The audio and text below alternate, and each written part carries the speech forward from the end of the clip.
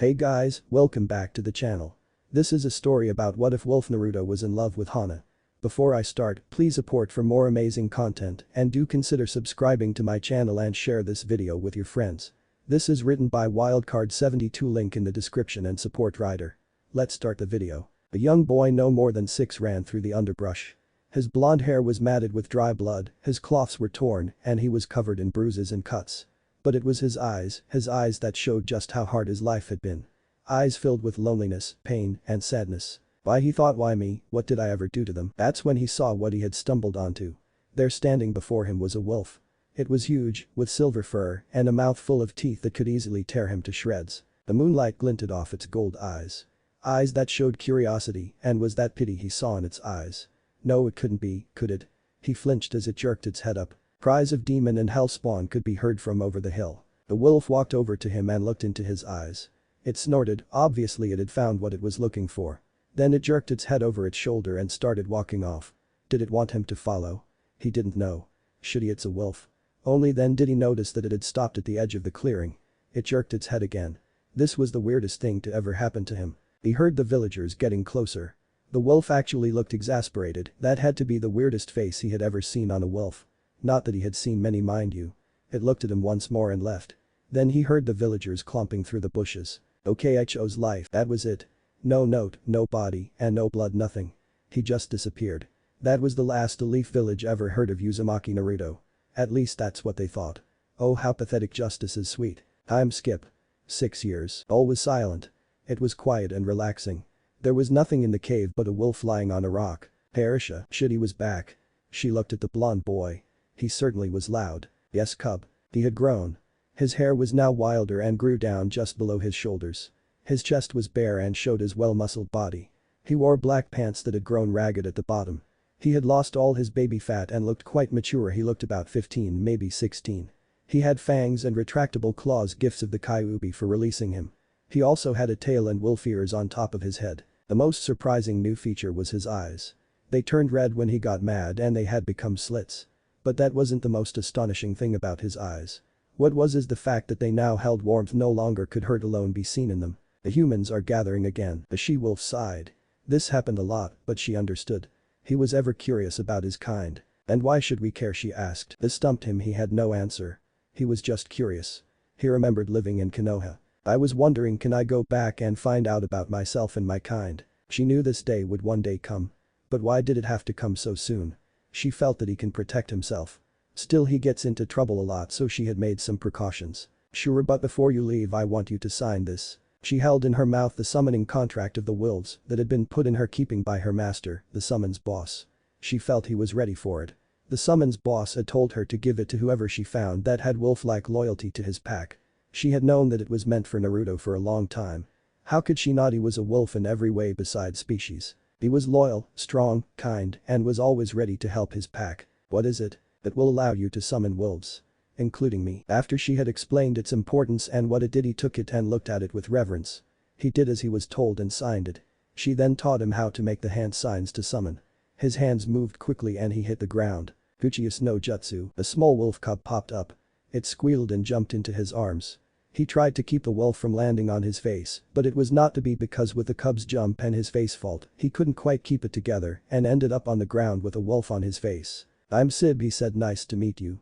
You must be our new friend. Yeah, hey fuzzball, can you get off my face, came a muffled reply. The wolf got off to let said blonde off the ground. I'll go tell dad that we have a new summoner, and then he disappeared in a puff of smoke. That went well, said Risha. That just pissed off the blonde who was currently trying to pick the fur out of his mouth. Overzealous, no good, furball shed in my mouth. She sighed. For a human he was quite weird. Naruto, keep safe and summon me if you have any problems. Okay mom, but it's not like I go looking for trouble, and if it finds me I can take care of myself, he said as he left the cozy little cave. She had a bad feeling about this. He was going to get in trouble. H thought always gets in trouble, what else is new? In a field not far away, our favorite blonde had just fallen out of a tree when a blur jumped at him. What the hell? Then he saw his attacker. It was Sib. Oh hell. Hey, my dad said I'm your familiar. You know, the summon that follows you around. Naruto was now crying and I'm tears. Why me? Fine, he said, but no drooling while you ride on my shoulders. The cub yipped and jumped on his shoulder. I just know I'm going to regret this. As he entered the village hidden in the leaves, he noticed it was not very different. He sat down on a stool in his favorite raiment stand. The old man at the counter looked at him and asked what Naruto wanted. "I'm hurt, old man, you don't remember your favorite customer or Naruto I your back. Well duh. Geez, I thought you would never get done with that sentence." The old cook took a long look at him and yelled, "Hey get in here, we have a special customer." A young girl with brown hair and an apron walked out. She looked at the young man and sighed. Her dad was always trying to set her up on dates and it looked like his newest suitor had shown up. "May I take your order? One pork and might I add you look stunning today Chan." She was now officially ticked off. Not that this guy wasn't so hot she wanted to jump him here and now, but this was getting ridiculous. "Alright buddy, you're cute and all, but I'm not going out with you and dad, I'm not going to go out with a guy you pick for me, just let me find a guy myself." Her dad just looked at her with his mouth hanging open. He then tried to explain that this guy wasn't a special customer because he was a blind date, but she didn't believe him. They then heard chuckling. She turned on the guy ready to let him have it, but "I'm glad you find me cute, but I'm not a blind date. It's me Naruto." She almost fainted but then quickly gave him a hug and he proceeded to tell them how he was forced out of the village and his adopted mother. 10 bowls of ramen and a story later noticed Sib asleep on the counter and grabbed him into a bone-breaking hug. "Help," he cried. Naruto just laughed and avoided the cries. Then he saw the cub looking at him with his gaze full of malice. "I will kill you," he said over the young woman's shoulder. This gave him the creeps. He finally rescued the wolf, said goodbye and started walking towards the Hokage tower. He saw some girls looking at him and his familiar with hungry gazes and started getting nervous. "Why are they staring at me so intently?" The cub just laughed. "Looks like you have fangirls," he taunted. The cub then looked at the girls with a chibi face and soon there was a stampede coming. The young cub jumped off at the last second and landed on a nearby roof as his blonde friend got tackled by the girls.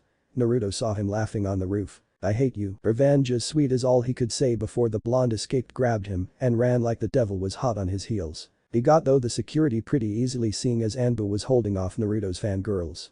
He walked past the secretary because she was too busy drooling and walked straight into the Hokage's office. "Hey, Hokage Jiji." The Hokage was currently losing the fight against paperwork. It was multiplying before every time he turned away.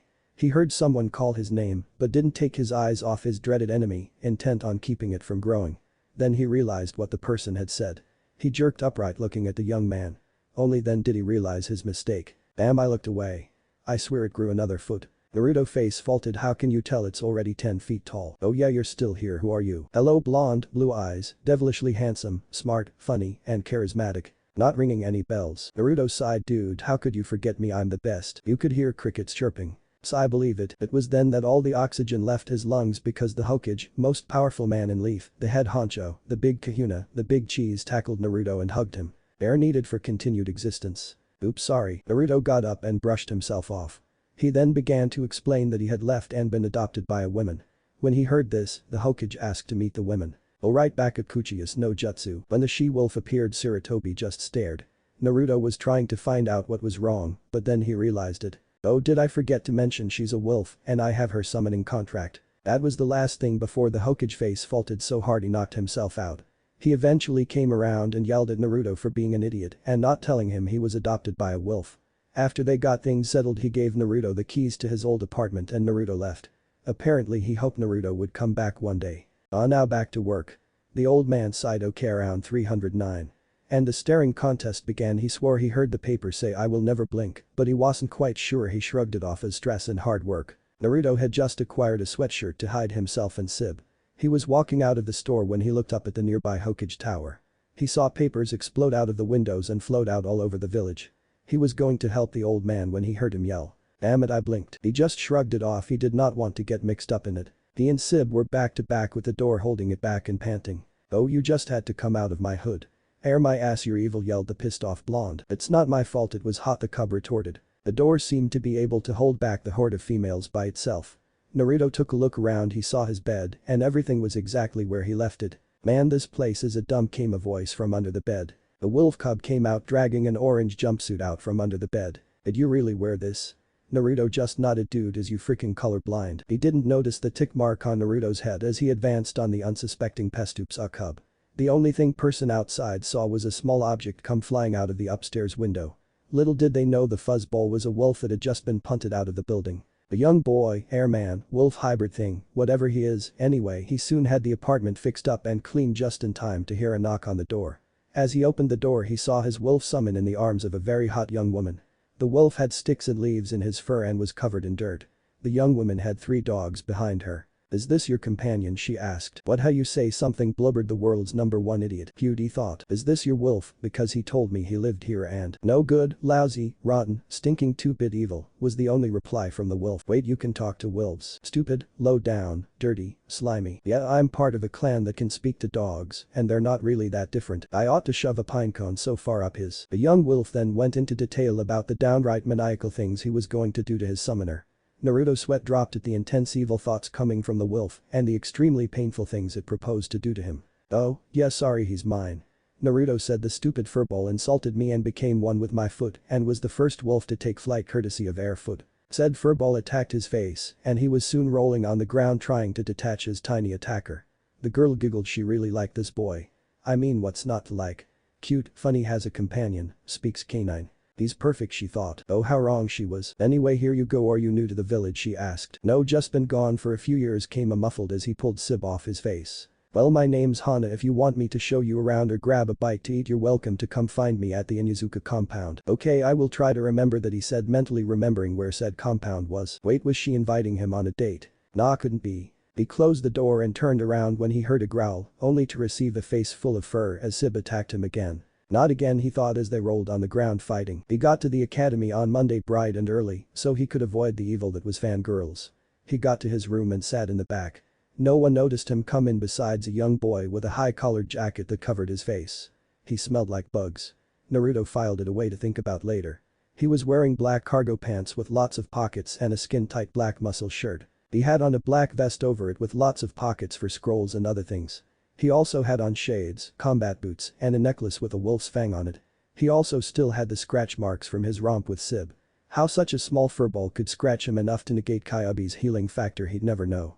The instructor walked in and quieted everyone down. "Alright, we have a new student joining us for the exams," he said. Naruto walked up and stood in front of the class, surprising everyone minus the bug boy.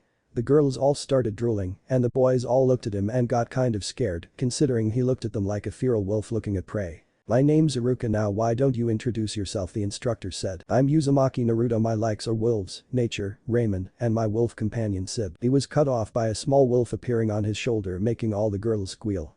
After he regained his hearing, Naruto heard his wolf summons whisper to him. "Ah, you do care," it said. "Yeah, and if you push your luck I will not hesitate to drop kick you back to the apartment." Then he got an evil glint in his eyes. "Or give you to the girls." "You wouldn't, you're not that cruel," the wolf said, getting nervous. "Don't test me, pipsqueak," was the blonde's only reply. "Anyway, back to my introduction. I dislike traitors and people who hurt my friends. Oh, and fangirls. And my dream is to become the wolf Sannin and become the alpha of my pack and protect my pack mates." He heard a boy yell his approval of that last part. He also saw the boy's dog companion. "You must know Hana," he said. "Yeah, my name's Kiba and she's my sister," the boy replied. "You must be the, if I remember what Sis said correctly, hot wild-looking wolf boy." At this Naruto blushed and nodded his head while rubbing the back of his neck. "Hey homie, pissed on any good trees lately?" Sib asked the boy's dog. "Yeah, a good pine, 327, very good year, B for Jamie, it's what matters." "Hi, my name's Akamaru," replied the canine. "Okay, let's get on with the exam," said Iruka. First he did the 3 jutsus he had learned from the old man the day before, but he hadn't really had time to practice, so he barely passed. The written part sucked considering he didn't know any of the stuff on it. So it was safe to say he was glad when they got ready to go outside. On the accuracy, a guy who he just called the Emo King scored 9 out of 10 on the shuriken and 8 out of 10 on kunai. When Naruto came up he just grabbed the weapons and threw them while walking without even turning to face the targets, just passing the table on his way to the line of people who were already done. He scored 9 out of 10 on the shuriken and 10 out of 10 on kunai. The instructor was shocked. This boy hadn't even taken aim. It was time for Naruto's favorite part. I mean, what strong young wolf like himself didn't like fighting for the title of alpha? He heard the teacher call his name after a few fights and saw the malicious, I own this word, duck-ass-haired faggot, honestly who has that many fangirls but doesn't get any G's. He walked up and stood across from said Emo King. Cliffhanger, mwahahaha. It was time for Naruto's favorite part. I mean, what strong young wolf like himself didn't like fighting for the title of alpha? He heard the teacher call his name after a few fights and saw Sasuke. He walked up and stood across from him. He was excited he got to fight the rookie of the year. This should be interesting, he thought. Live up, dope, you can't beat an Uchiha, guess who? Names don't mean anything, only loyalty, strength, and protecting your pack, retorted the blonde as he slid onto all fours as he extended his claws. Everything was quiet. Naruto reveled in the feeling of the wind blowing over him, the sound of the nearby creek, and the soft grass under his hands. He could smell the scents that wafted in the wind. Food, humans, way too much sakura perfume, if you don't get on the first try you need to slap yourself, and a soft and inviting smell. One that he had smelled many times. One that had meant safety and love for many years. Begin, said the instructor. Mom. He took off running on all fours straight for the young boy. He got to him and tried to sweep his legs out from under him. Sasuke was surprised at the boy's speed and just barely jumped over the leg sweep. He tried to hit the blonde with a haymaker, only to get caught and thrown to the ground. He got up and charged straight for his opponent, only to catch a right hook to the chin. He flew off the ground only to have his foot caught by the wolf boy and thrown into the wall, knocking him unconscious. Everyone stared. The Uchiha had been beat by the new student. The boys all smirked and congratulated him. The girls went to check on their crush except for one with a big hoodie on. He got his headband and went out with some of the boys to get some barbecue. He learned their names. The big one that was eating all the barbecue was called Choji. The amazing lazy pineapple was named Shikamaru. Finally Dog Boy, as we already know, was named Kiba. They talked about different things and ate until they got kicked out. Flashback no jutsu. The boys had been talking and having a good time until they saw that there was only one piece of meat. Naruto and Choji both reached for it at the same time. The other boys tried to warn him, but Naruto wouldn't let go. They were both staring at each other so intently that they didn't see Sib. He ran out and grabbed the meat from both of them. They both saw this and decided that they would join forces to get revenge. The ensuing brawl between the self-proclaimed chubby, the wolf cub, and the wolf boy was epic and destroyed a good part of the restaurant. Flashback no jutsu kai. He had paid for the damage and gone home to take a shower. He was gonna kill that furball when he got home. He had just been put on a team with Kiba and Shikamaru, and they were heading to the ramen stand for lunch with Choji and their new friend Hinata before meeting their sensei. Choji was complaining about his team. Man, why did I get stuck on a team with Mr. Mikimo and the Silent Wonder? Said Choji. Don't complain you didn't get stuck on the two dog boys. Replied Shikamaru as he sat down and ordered. Hey, I resent that just cause my clan uses dogs means I stink and I'm dirty and wild. Yelled Kiba. Yeah, Hana smelled quite nice. So it must just be him. Said Naruto as they started eating. Everyone looked at him. Silence, complete silence.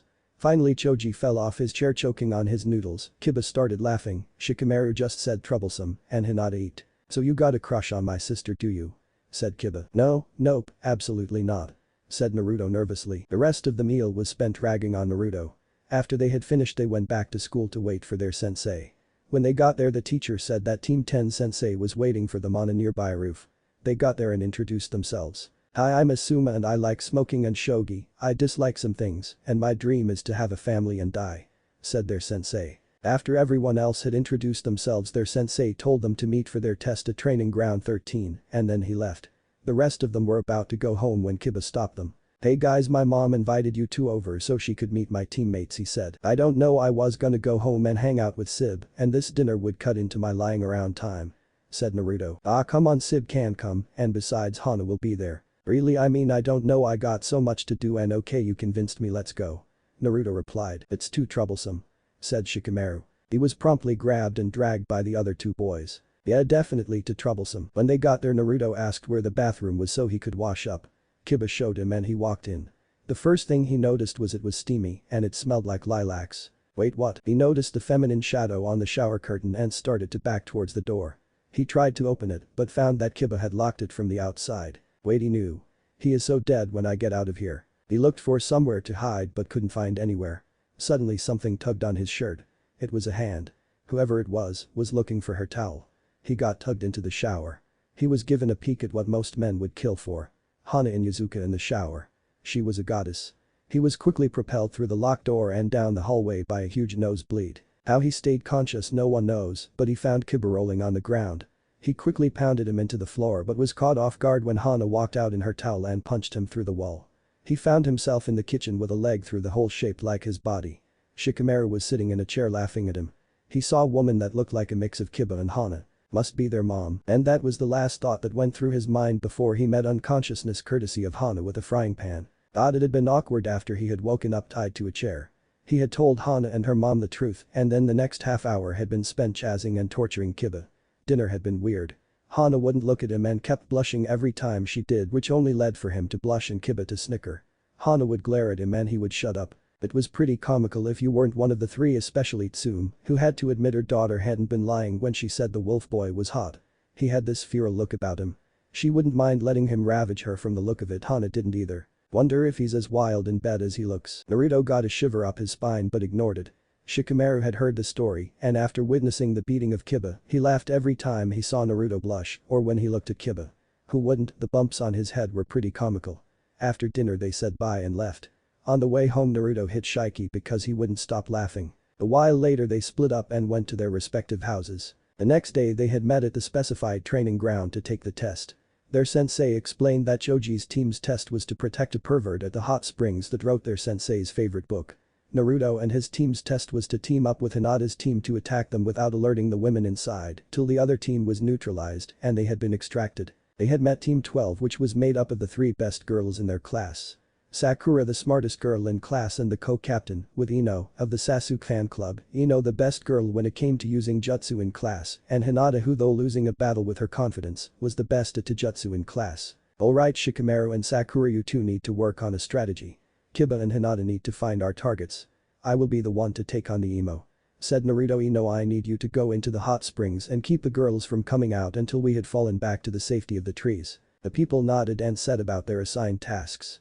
The Jonin were impressed at the speed and genius incorporated in the teen's orders. He had taken in all his teammates' strengths into account and sent them on tasks that would be perfect for them. 10 minutes later the targets had been sighted and they were hiding in the trees, waiting for the signal to begin. A howl was heard on the horizon and they all sprinted forwards. Before the other team knew what was happening, Shikamaru captured Choji in his shadow and Ino captured Shino with her clan's family jutsu. The two Jonin held off Team 7's team leader. Naruto slammed Sasuke into a tree in a shoulder tackle. He then tried to hit Sasuke but missed, his hand creating a crater in the tree. He slid sideways coughing up blood. Naruto took the opportunity to kick his opponent in the side, sending him rolling across the ground.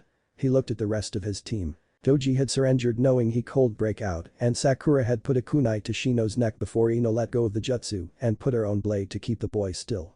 The Jonins were still battling it out. His lapse in concentration had cost him though.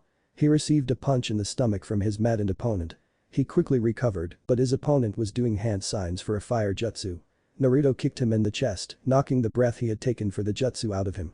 He followed up with a kick in the back of the head that sent the emo sprawling on the ground gasping for air. Kiba quickly tied the three up. Naruto took stock of the situation. They had 3 prisoners they had to get out of there before they could give the signal to Ino to yell pervert. Also their senseis were still fighting. Fall back to the tree line, I'll take on the pervert. He said. They did so without question and he saw the pervert ahead. He wore an old red vest and a headband with the words for oil on it. He turned just in time to duck under Naruto's roundhouse kick. Summoning jutsu, yelled the old man. A huge toad appeared under him and tried to hit Naruto with his tongue. Naruto dodged and summoned a young grey wolf. Hey Jack, a little help here, said Naruto. Jack just wolfed and ran at the pervert. The man was surprised that this young man could summon wolves. That summoning had been lost years ago. In his disbelief he got knocked off the frog's back and fell in the hot springs. Naruto heard the word pervert and a lot of fighting. He called a retreat and ran off with the Jonins to the rest of the teams. They released the captured Genins and went to their respective training grounds. You all passed, said Asuma. Naruto, you will make a great leader. Shikamaru, you are well on your way to becoming a great strategist, and Kiba, your tracking and bond with your companion are top rate. This will be the greatest team of this generation, he thought. Alright, yelled 2 excited young men. The third was asleep on the ground. After taking Shiki home and saying goodbye to Kiba, Naruto headed home. Sib showed up sometime on the trip and they were talking about what they were going to have for dinner and other stupid stuff. What else do you talk about when you are together all the time? On the way Naruto smelled something familiar but just put it off as something near his apartment. Suddenly a shadow moved out in front of them. The person took a menacing step forward. Suddenly Naruto could make out who it was. You. That's it, sorry about messing with the tests, but I needed a way to fit Pervy Sage in there early so he can meet Naruto, notice his dreams, and start helping him achieve his goal.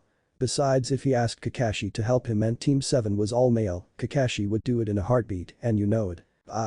4493 Marine. Someone stepped out in front of them. Naruto recognized him at once. Oh, it's just the perv from this morning. I was actually scared for a second. He said. Hey, shut up. I'm not a perv.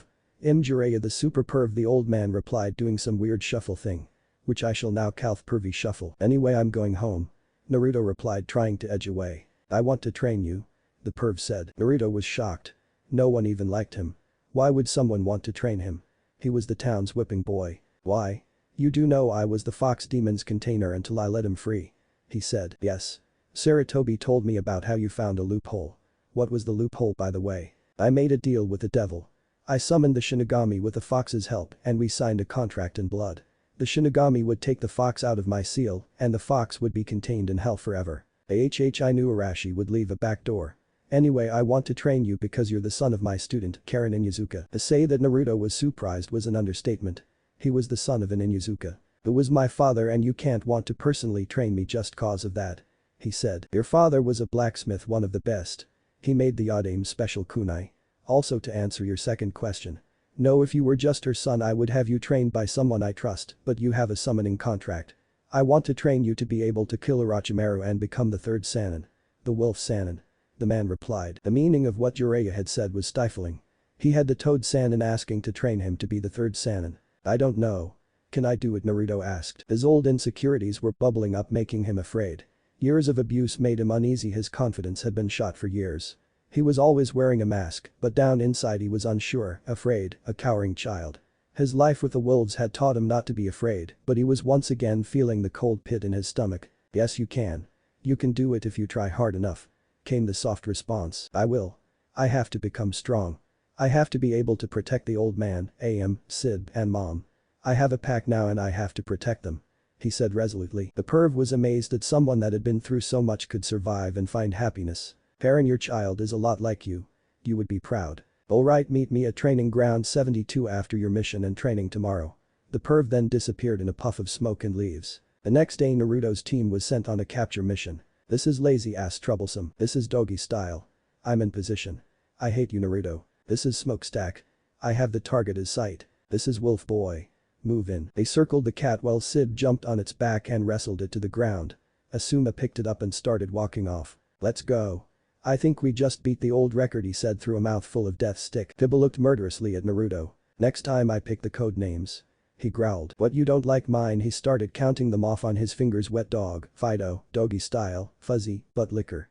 None of those. 10 minutes later they could be found sporting bruises and cuts from fighting. Shikamaru had accidentally gotten dragged in and his pineapple hair looked like it had been peeled and cut in quarters. They turned in the cat and went to their training ground. Shikamaru was given weights and made to run, do push-ups, and pull-ups. Naruto was given a lesson in kunai and shuriken from Asuma. Last but not least, Kibba was made to climb up and down trees with a full backpack on. After training they went to lunch at a dango stand. They met the female team there. Kurenai was there and so were Ino and Sakura, but Hinata was missing. Where's Hinata? Kibba asked. She is with her other sensei learning confidence while I beat the fangirl out of these two. Kurenai answered. Sure enough, Hinata came in scrapped up and looked like she had been chewed on by a snake. Oh, the irony is they don't know how true that is. She was with a provocatively dressed purple-haired jonin. She introduced herself as Anko, then began to promptly flirt with Naruto. An hour and a very weird lunch later, Naruto said goodbye to his friends and went to training ground 72. The perv wasn't there and Naruto sat down on the ground against a tree. An hour later he was still waiting quietly. All of a sudden he jumped away as the tea blew backwards. The sage stood there on the trunk holding what looked like a swirling ball of air. Good, you've learned patience and awareness. Now I can teach you this move if you want. He said holding the ball aloft. Nope, I think I will make my own jutsu but thanks. Naruto replied. Alright then, I think I will have to test you. Jiraiya said. Bring it on, perv. Naruto said as he slid onto all fours extending his claws. I'm a super perv. The sage shot back, jumping at his student with another Rasengan in hand. An hour later the young wolf boy lay in a destroyed training ground surrounded by downed trees. He looked like he had been put through a wood chipper. The toad sage stood not far away leaning over and breathing hard. His shirt was torn and he had 4 claw marks across his chest. Wow, that was good for a first try.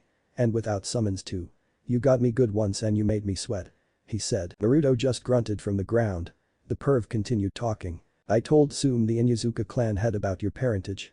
She wants you to come over and talk some. I suggest you go change. You have a family now. He disappeared and Naruto stood up and limped to his apartment to get ready. Naruto sat in the Inyazuka council chamber.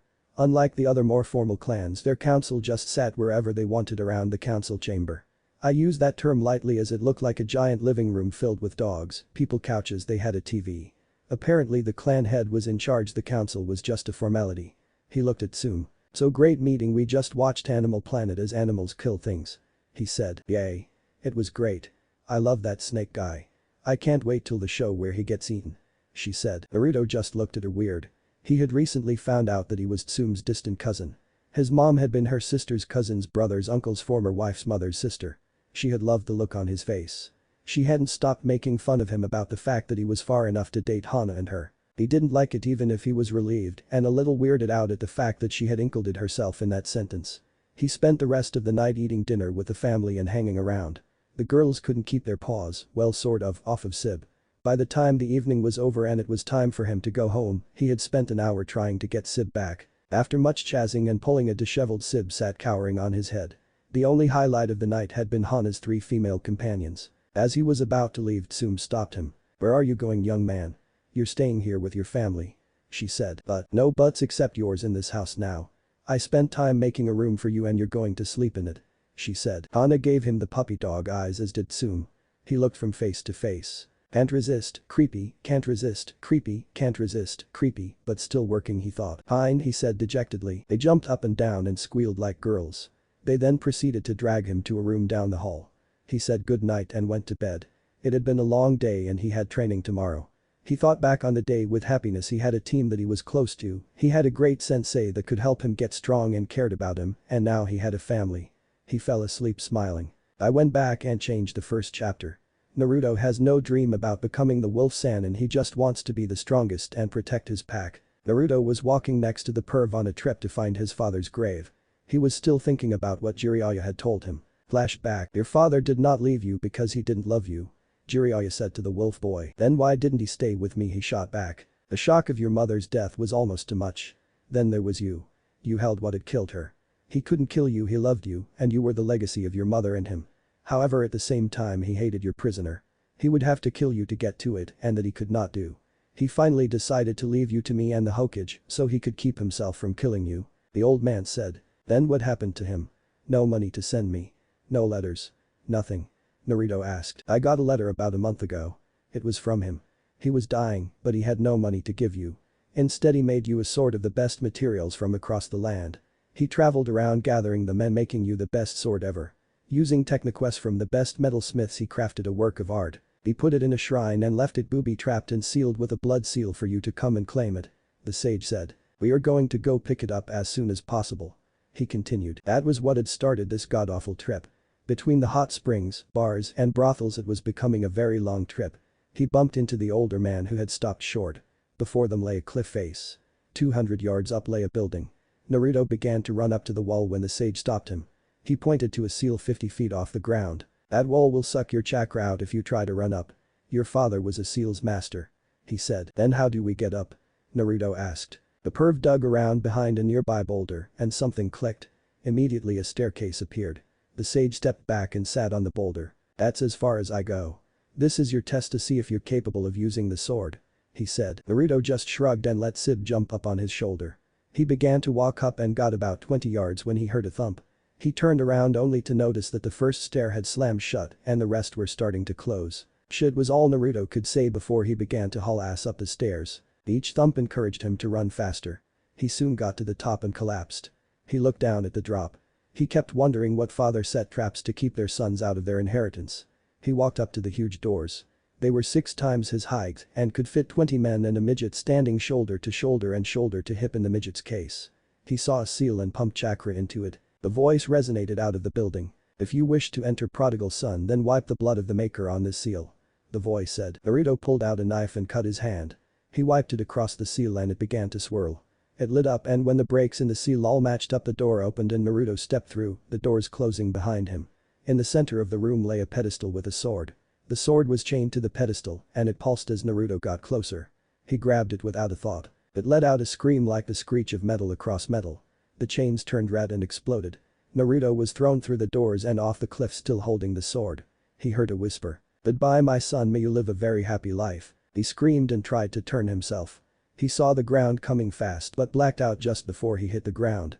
He woke up in the back of his mind, except this time the sower was gone and before him lay the cave he had grown up in. He heard someone talking. It came from the walls all around. Naruto was confused. He had found the sword, been thrown off the cliff, and he was hearing things. I am Burning Fang. Know my name, the voice said. The walls began to glow and from them came beams of light that collected in the center of the cave. The light formed into the sword from the shrine. It was safe to say Naruto was very confused. The sword morphed into a wolf and walked up to him. "What the hell?" Naruto asked. "Your father used a lost art to put the part of his soul that loved you and didn't want to kill you into this sword. I am the representation of that part of his soul. Now awaken before we become a big puddle of goo." The wolf yelled. Naruto woke up and found himself plummeting to his doom. He had to summon a wolf. He started doing hand signs. "Summoning jutsu," he cried. A poof of smoke later he expected a good-sized wolf. What he got was Fenrir. He crashed headfirst into the Summon King's head. "Who has summoned the head of the loyal wolf clan?" he said. "Inuzuka Naruto, the future wolf Sannin." He said. "Oh really? Kinda like the pervert Gambunta tells me stories about when we play poker on Thursdays." Fenrir said. "Yes, except I'm not a perv like him. If you listened really closely you could hear said perv. I'm a super perv. Did you hear that?" The wolf summon asked. "Ignore it. I would like your blessings to summon the wolves if you please." Naruto replied. "I will test you later, but for now I have to go." Gambunta was drunk off his ass and about to get in a brawl with the head of the boar summons. The wolf said. Naruto just sweat dropped and got off so the summon could leave. "I still can't believe my father did all that. That was suicide." Naruto had gotten back to Konoha and had just told his friends the tale of his journey. He was about to finish another bowl of ramen when Kiba tapped his shoulder. He turned around to see an Anbu standing behind him. "Naruto, the Hokage would like to see you." The masked man said. "Okay, see you guys. Bye Iruka-sensei," he said, grabbing his ramen. He threw some money on the counter and disappeared in a puff of smoke. He left 4 confused people behind. "How did he know it was me?" the Raven Anbu asked. "It's really you?" Kiba and Choji asked. "When did he learn Shushin?"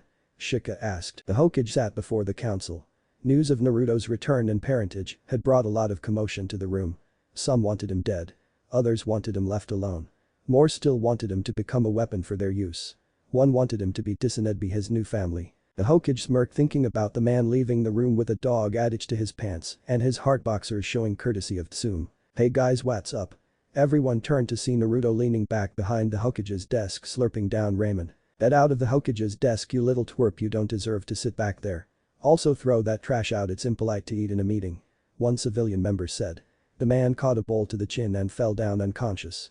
Everyone looked at Naruto and he held up 4 fingers. 1. You don't command me, you're not a ninja. 2. I don't care what you say, I can sit where I damn well please. 3. I was done anyway. And 4. Ramen is not trash. Oh, and your mother's a whore.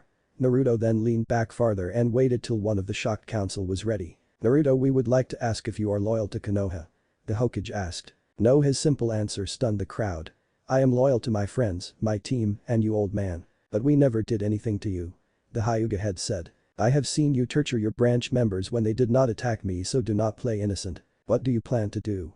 Sir Toby asked. He was secretly pleased. This village did not deserve the wolf boy's loyalty. "I will become the wolf Sannin by killing and replacing Orochimaru," he said, matter of fact, like killing one of the most dangerous S-ranked missing nin from Konoha was an everyday thing for him. You could never defeat him. You are just a weak demon. The Uchiha would be much more capable of killing him. Another stupid civilian said. Naruto could beat the Uchiha blindfolded. They heard a voice from the window only to find the Toad Sannin leaning against the wall. "I have trained him partially and will continue to train him," the perv said. Fuckhead civilian number 3 was about to talk when he was cut off by Naruto. "You have 1 month to train the Uchiha. I will not train any further so he can at least come close to catching me. At the end of that time we will have a match in the stadium. If I win, you civilians stop sticking your noses in ninja business on pain of death. If he wins, Toad boy over there," he pointed to the perv. "Will train him instead of me and you can use me as your slave weapon, whatever. It's on." Fuckhead number 3 said. "You sure about this?" the perv asked as they turned to leave. "Yes," Naruto said. "I wager my daughter to the winner," Tsume said, making Naruto swivel around. She was smiling madly. "Oh yeah. The Uchiha will become a Sannin. We get the demon and Sasuke gets the Inuzuka bitch," to continue his line and intertwine the clans. None of the civilians saw Naruto slide a kunai out of his sleeve. "Just you wait, Tsume. We will turn your daughter into a breeder." Fuckhead number 3 continued. Tsume just smiled. She had seen the kunai and knew what was coming. "So how are we going to get the war?" He never saw the kunai that split his head open coming. It continued on and stuck in the wall. Everyone turned to look at Naruto. His eyes had turned to slits and turned a feral yellow. His claws extended, his hair grew shaggier, and his ears and tails popped up. He growled and turned to leave. Tsume just laughed and looked at the quivering body on the floor. "Somehow I don't think the Uchiha will have any children after this is over," she said with a feral look that scared everyone in the room. Naruto sat in the middle of the stadium. He had a water change over the last month. He wore a black vest with a hood, kind of like Kiba's sweatshirt, but black with pockets and no sleeves. He left it unzipped and wore nothing underneath. He still wore his fingerless gloves with the wolf engraved plates on the back, black cargo pants and black combat boots. His hair had grown shoulder length and was shaggy, making him look a little wild. He had totally avoided walking the streets to keep from being jumped by fangirls. He fixed his gloves and thought back to his meeting with Tsume. Naruto began to walk out of the back rooms into the stadium when he noticed someone leaning against the wall by the door. If you lose, you get disowned, you become a weapon with no free will, and more importantly you lose Hana. Tsume said. Why? Why put her in this? She needn't be in this. He replied. To test you. Because if you aren't strong enough to fight for her, you don't deserve her. If you don't have the heart, you will lose her. But what if I'm not strong enough? What if he wins? He lowered his head. Tsume quickly covered the distance between them and slapped him. You are an Inuzuka. You don't not give up and you fight for what is dear to you. He is an Uchiha that fights for glory and his clan. You fight for honor. He fights for pride in his name. She put her hand on his face and lifted it up. What do you do, young Inuzuka, if he knocks you down? Back up. And if he throws you off a wall? I step back through it. If he cuts your arm off. Or stabs you in the gut. Or rips out your heart. Or burns your body. I fight and fight until I cannot fight any longer. I don't give up. I kill. I run. I go on until I win. Only then can I die. If he threatens your loved ones, I tear his head off. Naruto's eyes began to change and his teeth became longer. And what do you do this for? Not pride. Not glory. Not money. Not fame. Then what do you fight for? Naruto yelled his answer. I fight for my loved ones. Tsume just nodded and began to walk away. You have to win for Hana's sake. If you lose and Level will kill you. So if you must lose, you better take his sorry ass with you. He sat there waiting for his opponent. He had no idea who was training him, but they were unusually late. Leaves stirred in the middle of the stadium and Sasuke and Kakashi appeared. That I was waiting for a fight. Naruto said. I will win. Sasuke said I'm an Uchiha. Kakashi left the arena and the proctor explained the rules. You both know the bets. You will fight until I deem someone unfit to continue, someone is knocked out, or someone dies. Begin. He jumped away. Naruto crouched on all fours and charged Sasuke.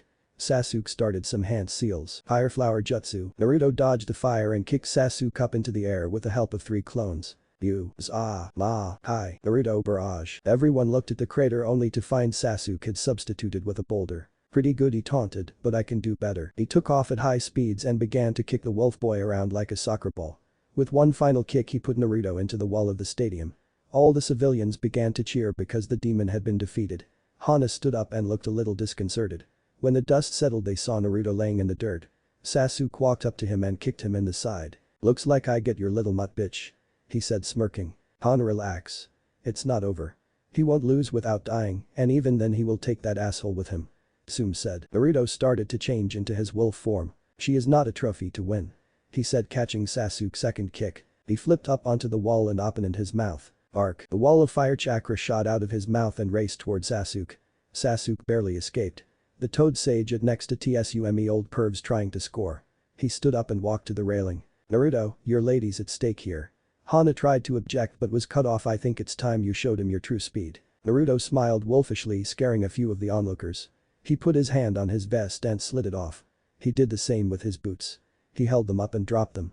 Dust shot 100 feet in the air, scaring everyone present. The fact that a genin was carrying that much weight scared them. Naruto swore he heard someone screaming about the flames of youth. He looked at the Uchiha and again took off. This time they were evenly matched.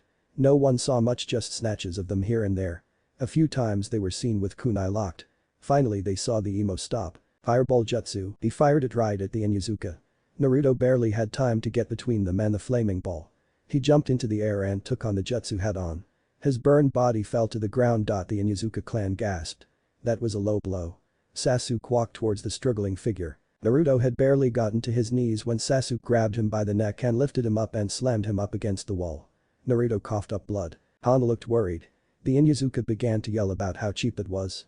Sarutobi looked at Jiraiya. Jiraiya just looked back and stood up, walking over to the railing. You're worthless. You don't deserve to live. Just give up and die. Sasuke said. Hana looked at her mother. Tsume just shook her head. It's not over. She said. I won't give up and I won't die until I take you with me. Naruto said, spitting blood on Sasuke's face. Sasuke slammed him against the wall again. Naruto looked at him and just coughed up more, started to laugh. I am an Inuzuka. I don't give up and I fight for what is dear to me. You are an Uchiha that fights for glory and your clan. I fight for honor. You fight for pride and your name. I was once asked. Naruto said. Hana looked at him like he was crazy. Why did he not just give up? Tsume stood up by Jiraiya. She began to recite with him. What do you do, young Inyazuka, if he knocks you down? He said. Back up. She said to Hana, and if he throws you off a wall. I step back through it. He sputtered. If he cuts your arm off. Or stabs you in the gut. Or rips out your heart. Or burns your body. She whispered. I fight and fight until I cannot fight any longer. I don't give up. I kill. I run. I go on until I win. Only then can I die. He yelled at Sasuke. If he threatens your loved ones.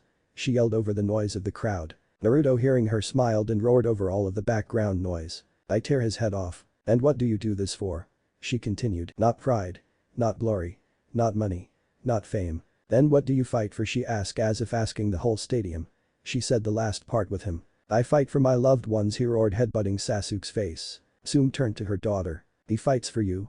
He fights because you are dear to him and are worth fighting for. He will win if it costs him his life. He won't give up, you're too precious to him. She said, turning back to the field. He won't give up for anything. Naruto tried to stand but was shoved back up against a wall by a bleeding Sasuke. You will die now. Where is your honor now? Stand up after this. Sasuke said right before shoving a Chidori through Naruto's chest. Naruto sat impaled on his opponent's arm. It had just missed his heart, but he would most likely die anyway. Sasuke pulled his arm out and dropped Naruto to the ground. He began to walk away. Naruto looked up at Hana. She sat in the stands crying and looking at the floor. She stood up and screamed at him. Why did you not just give up? She asked. He just smiled and pulled himself upright. His wound began to heal, but it would not be enough. He walked up behind Sasuke, who was waving to the cheering crowd. Naruto grabbed the emo and threw him into the wall. Sasuke stumbled out. Why do you still fight? You will die and the Inyazuka breeder will be mine. Just give up and die with dignity. He said. Naruto smiled sadly and shook his head. You don't get it. Yes, I will die. Yes, there is no hope for me. But I will take you with me. He said. His eyes began to glow with an unworldly light. Jiraiya saw this and turned away. What is happening? Hana asked. I have seen it many times before. He is using his life force to continue. It will kill him, but he will take Sasuke with him. He said. Drag him to hell with you. You were a good student, may you rest well. He said to Naruto before starting to walk away. Sarutobi turned. He saw Naruto's surrogate mother standing on the wall of the stadium. She jerked her head towards the field.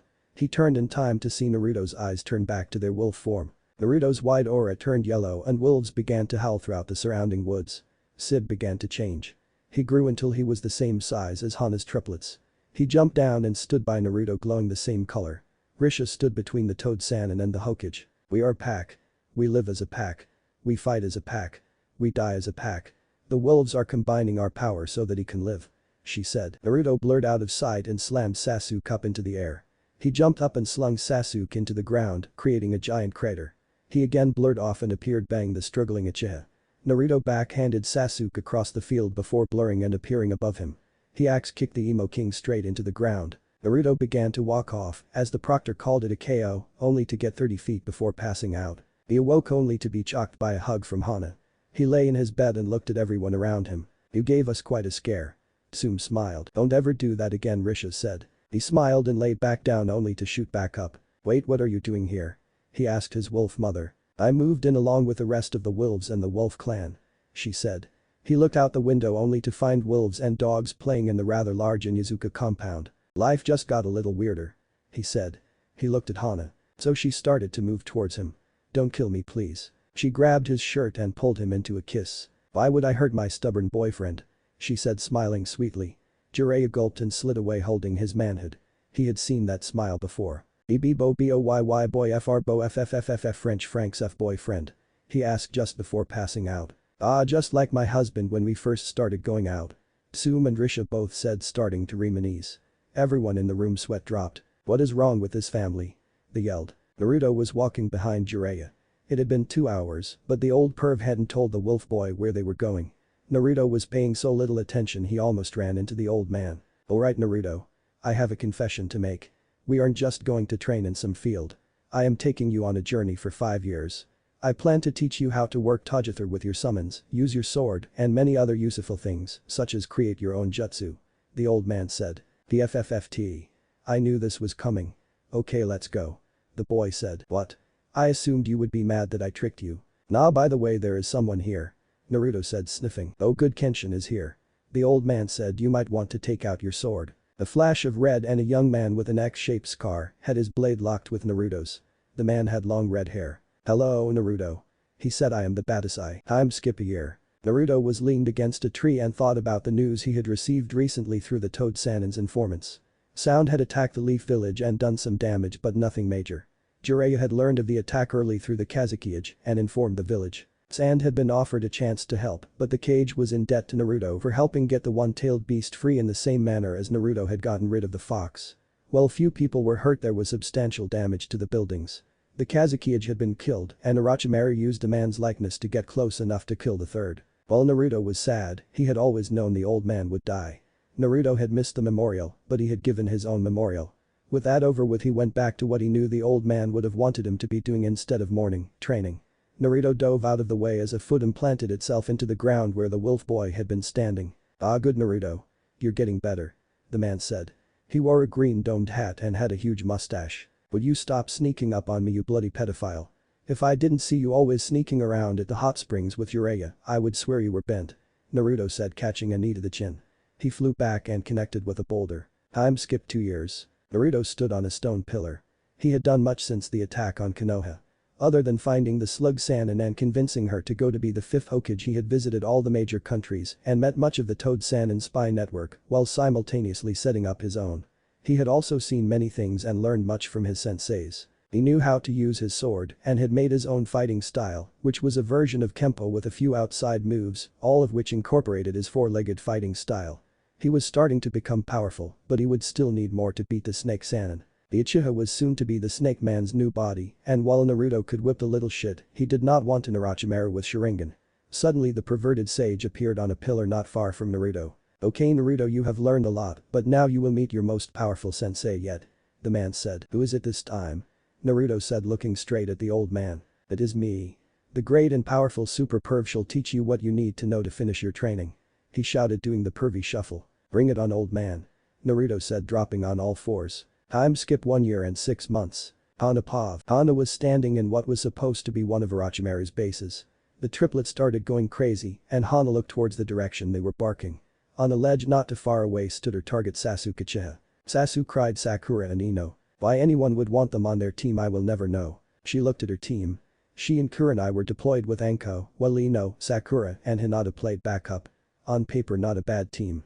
They had Anko the snake ninja, her mini-me, Kurenai the Genjutsu mistress, Sakura the apprentice Tsunade, Ino of the Yamanaka clan, and herself the next clan head of the Inuzuka. In reality, she had 2 fangirls after the object of their affection, her sadistic friend bent on tearing the target apart for information on her former master, herself, a young girl that was still being brought out of her shell, and Kurenai the Genjutsu mistress. Sasuke, you can still come back with us. Sakura pleaded. I don't think so. He said before turning to leave. Please Sasuke, don't leave. Ino said, attaching herself to his left arm. He grabbed her wrist and tossed her like a rag doll across the room. She bounced twice before skidding to a stop 20 yards away. Sasuke charged up a Chidori and prepared to rush the girl. Hana jumped between the two. She knew she was going to die. She could feel the electricity in the air as Sasuke disappeared. Then she saw him. Strange, he can move so fast, why can I see him? Suddenly the lightning chakra stopped a few inches from her heart. Man, this is troublesome. Hana saw a hand attached to Sasuke's wrist. The hand led up to a man. The man was wearing a white hooded figure with a gourd on his back. Think Assassin's Creed. I finally get home for the first time in forever and I am all set for some rest when Grandma Tsunade sends me to catch some snot-nosed stuck-up. Never mind, it's not worth it. The man said. Who, what, when, where? Why are you disrespecting the Hokage like that? Sakura yelled. Sasuke, finally over the shock at having been stopped, tried to strengthen the electricity in his hand. The figure noticed this and tightened his grip. Sasuke winced and the Chidori disappeared. I'm a ninja, I'm a ninja, and I am a ninja. The answer to the last only discernible one is cause she doesn't care. He said. Let go of my arm. Sasuke said, pulling his sword and holding the point against the man's throat. The man simply increased the pressure and broke Sasuke's wrist. Sasuke fell and held his fractured limb in his hand and jabbed his sword forward. What he didn't expect was for the man to go up in smoke. You really are useless. The man said, pulling his hood back. Everyone said the same thing. You're back. Naruto Pav. Naruto dropped his hood and stood there. Their faces were funny. Sakura was stunned. Hana was happy as hell. Sasuke was pissed. Kurenai was stony-faced. Hinata was nervous. Ino was turned on. And Anko was Anko, crazy and sadistic. Hey Jiraiya, Orochimaru is watching us from a rock outcropping a mile to the east. He said smiling as the toad Sannin appeared next to him. Okay, I'll take care of him. The man said, disappearing again. So my mission is to bring you guys back alive. Your mission has been ended. Now stay back while I finish this. Sasuke charged the wolf boy, his sword arching for Naruto's head. You might be fast, and you might have a sword, but I am still stronger than you. Naruto said lazily flicking a slash away from his face. Sasuke launched a flurry of impressive attacks. They were all advanced moves, however Naruto had no problem considering Sasuke sucked and was down to one arm.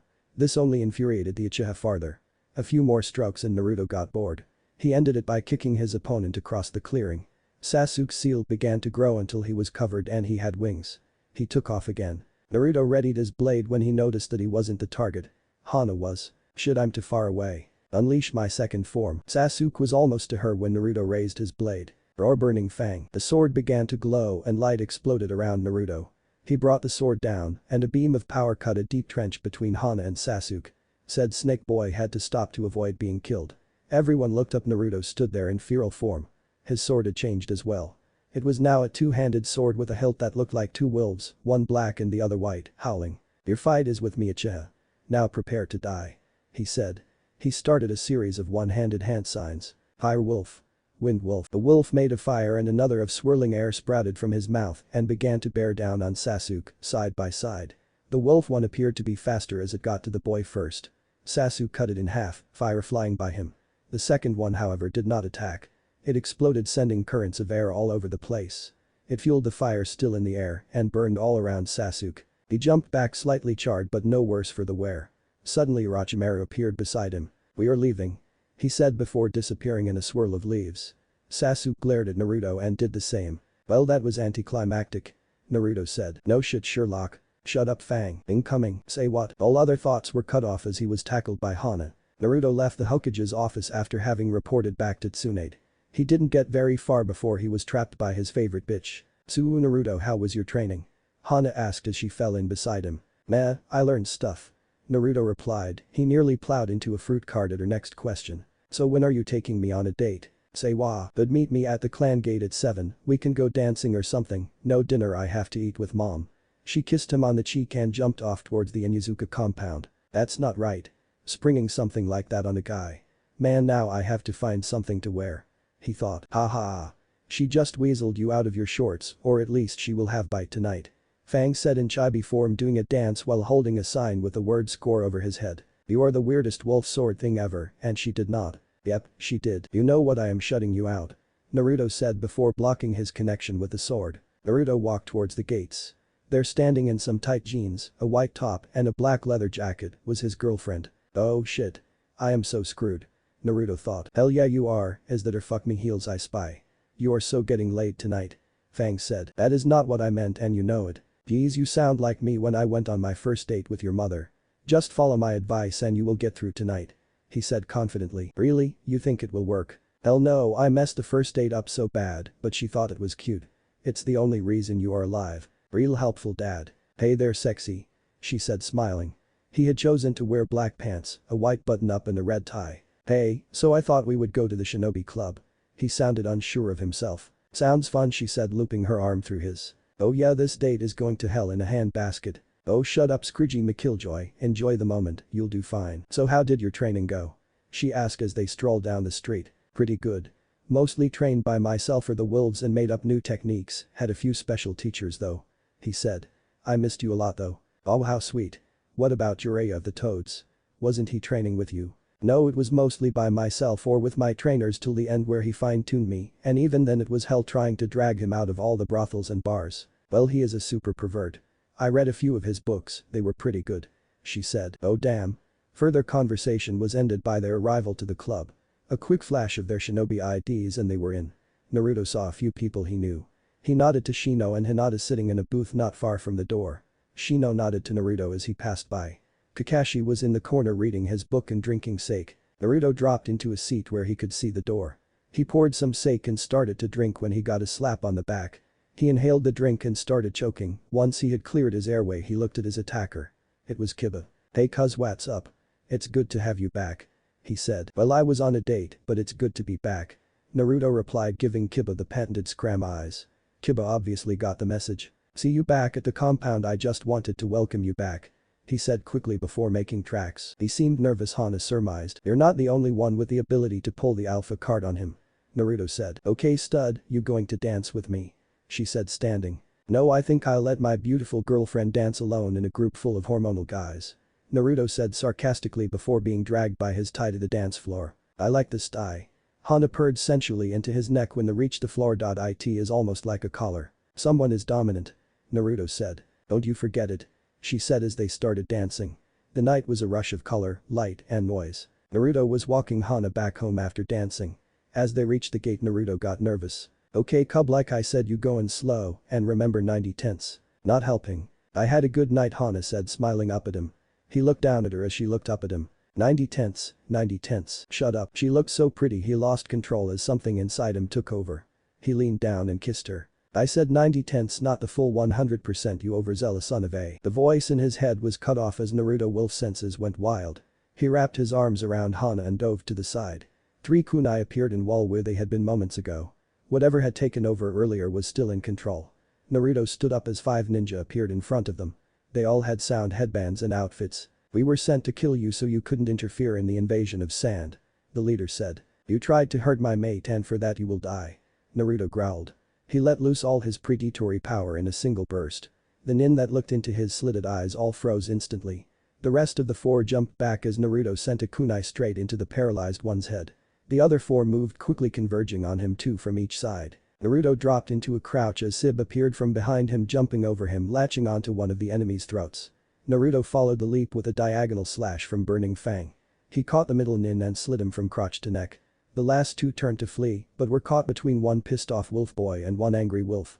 They turned back to back and attacked. Naruto grabbed the man's arm and twisted till he dropped his kunai. With his instant reflexes, Naruto grabbed it mid-air and shoved it through the man's chin and into his brain. He dropped the man and looked over to see Sib standing on the other nin's corpse. "Man, that was close. What the hell was that, Naru? You kiss the girl and totally block out the rest of the world. You almost got skewered, your instincts are so shot you couldn't hunt down an Oreo cookie," the wolf complained. "Dude, who pissed in your Wheaties this morning, princess? We are both still alive," Naruto said, patting the young wolf on the head. "Although what he said about the invasion of sand is disturbing. I have to report this to Granny." Hana, Naruto, and Sib stood before Tsunade. "It's good to see you again, Naruto, but I doubt this is a social visit. I got a report of a group of nin slipping over the south wall and another one saying 5 dead sound nin found dead in front of the Inizuka compound. Now I'm not sure, but I think it was you," she said, looking at the young wolf boy. "You're right, I killed them. I was just getting back from a date with Hana-chan when they attacked. They said they were assassins from sound to keep me from messing up their invasion of sand. Now, seeing as weak as they were and unprepared, I think the snake team is giving me a message. He wants me to be there at the invasion," Naruto said in a steady voice. "I think this is a good summary, therefore we can't send you into a trap," she said. "I am the fastest person in the village as well as one of the strongest, you have to send me as backup," he said. "Gaara might need my help. The council will never allow it," she sighed. "But I do believe I need to send a 2-man squad to sand to pick up Shikamaru. I think you are the perfect choice," she said, smiling behind her papers. "They can't say anything about that because it has nothing to do with war, right?" Hana said, smirking at the loophole. "Yep, they can't say a thing." Tsunade smiled. "I expect you to leave in an hour." Naruto, Sib, Hana, and her triplet stood on a small rock outcropping overlooking the rain army surrounding the Suna. At their feet lay a squad of dead rain nin, the back guard had failed to impress them. Campfires dotted the desert in front of them. A giant war tent stood at the back to the northeast of the city walls. Already a few does corpses from both sides littered the bottom walls of the city. The rain had obviously gauged the enemy's strength earlier in the day and found that taking the city would be no easy task. Hana turned to the young sage, looking to see what he would do. He pulled the gourd off his back and turned it upside down. Sand began pouring out onto the dune below the rocks. "What are you doing?" Hana asked him as he threw the gourd back over his shoulder. "That sand has been with me for almost 2 years. It has absorbed my chakra while we traveled, and on top of that I poured chakra into whenever we had time to kill. It is so attuned to me that controlling it is almost no problem, and if you control 1 grain of sand, you control the whole desert. Now hold on." He wrapped his arm around her waist and did a series of hand signs. By the time he ended the chain, the sand below the rock was trashing and shuddering, as if it were alive. What looked like a wolf rose and crashed back down. The rock tipped slightly to the side as the sand began to climb up the sides. Hana stumbled into Naruto, and in one smooth move he scooped her up bridal style and jumped off the rock. He landed in a crouch, and as his feet touched the sand, it shot up 15 feet in the air. Hana looked into his eyes as they turned feral. Irufu Saburashi. From the top of Suna's walls, Shikamaru stood observing the rain forces that had set up shop below. He had gotten dragged into the defense planning earlier by his girlfriend. At first the Sand Council had ignored his suggestions, but after Gaara had splattered the loudest protester across most of council room, they had started listening to him. Still, the outlook was not what he would call ideal. There were too many unknowns. With rain being closed off for so many years, all they had to go by was rumors. His planning could center around year-old knowledge or fairy tales. He would have given his right arm to know what was in that tent leading these soldiers. He started to light his cigarette when all of a sudden from the west a cloud of dust began to rise from the top of a dune. Suddenly a howl broke the silence that lay over the city. He could almost swear the cloud looked like a wolf. The cloud began whipping around the top of the dune before shooting forward towards the city, and thus the rain army. The cloud looked like it was being led by 5 giant wolves made of sand, and this time he knew it was not a trick of the eye. All was dead silent as the wolves bore down on the rain nin. The few that made it out of their tents in time turned to run when it hit the perimeter of their encampment. As it struck, the silence was again broken by what could only be the howling and snarling of a pack of wolves. Smaller wolves rose from the feet of the 5 wolves in the lead and crashed back into the sand around them, sometimes taking tents and men with them. The sound was deafening, and the cries of the men could barely be heard above the storm. The wolves kept coming, eventually crashing into the walls. That still was not the end of the storm, as some of the wolves began bounding up the wall, followed by trails sand. Every few seconds one would crash into the wall before dispersing and falling back down into sand until just near the top only one was left. The only thing different about this one was that its eyes glowed red. It bounded up to the very edge of the wall and jumped up into the air before crashing face first in a cloud of sand on the top of the wall right next to Shikamaru. Shikamaru stood stock still. The only thing that could be seen in the cloud was 2 red eyes. Then an outline. Slowly it dispersed to reveal Naruto holding his mate. The last of the sand returned to Naruto's gourd and he put Hana back down. He then reached over and closed the top on Shikamaru's lighter. He went to say a smartest remark when suddenly he had to jump over a spear made of sand. It stuck in the wall next to him and Naruto put his hand on it and used it to spin diagonally to avoid a second spear. He landed back on his feet and spun on his feet to face his attacker. "What the hell, Gaara?" the young wolf summoner asked. "I knew you would say something stupid, Uzumaki. That is why I cut you off," he said before standing there quietly. "Enough said. Hey Naruto, good timing," Temari said from behind him before stepping up and hugging Naruto. He hugged her back before turning to Shikamaru. "Nara Shikamaru, we have been sent by the Hokage to escort you back to the land of fire."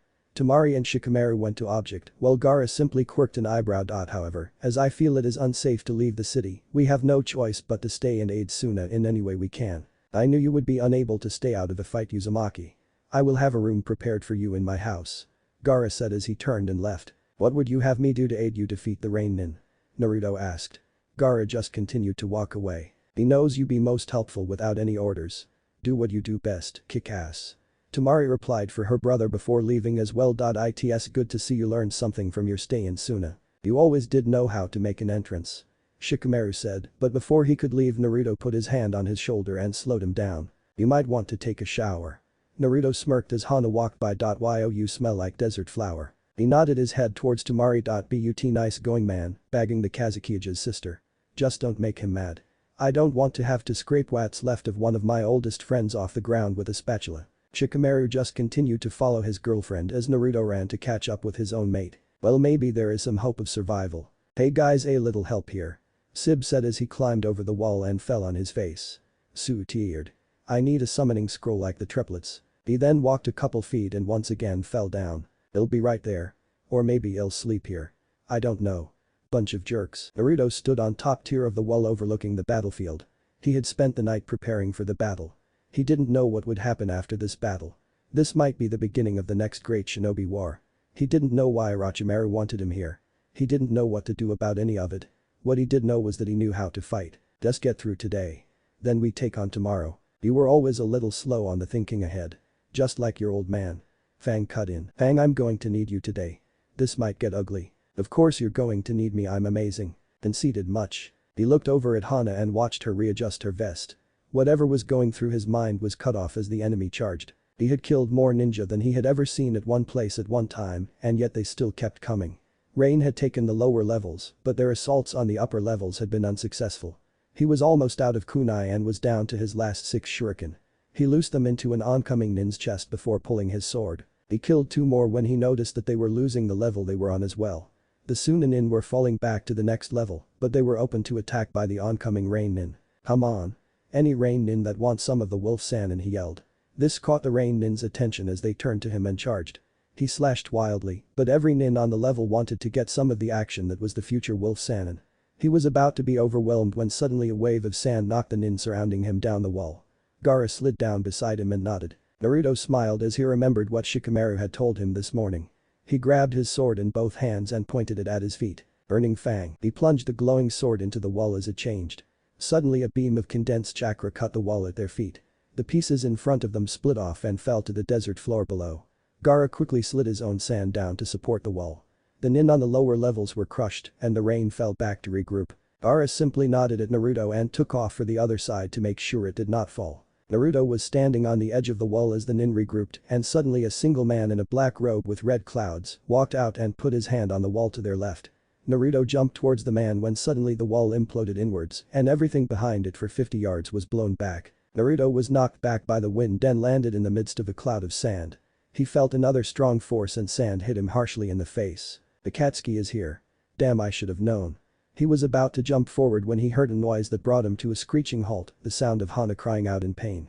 He spun around and jumped through the dust towards her position, killing the few straggling Rain nin that hadn't charged for the gap in the wall. He focused on his senses, but the continued attacks from the Akatsuki member kept the dust in the air and made hearing near impossible. He only heard a whimper here and there, but in the rubble and the dust, with the continuous concussive force assaulting his heightened senses, he was disoriented. Then in the dust and blood he caught a hint of his mate's scent and a slight cry of pain. But those two simultaneous sensory perceptions, he changed directions and ran all out to his mate. He jumped over a boulder and landed next to Hana.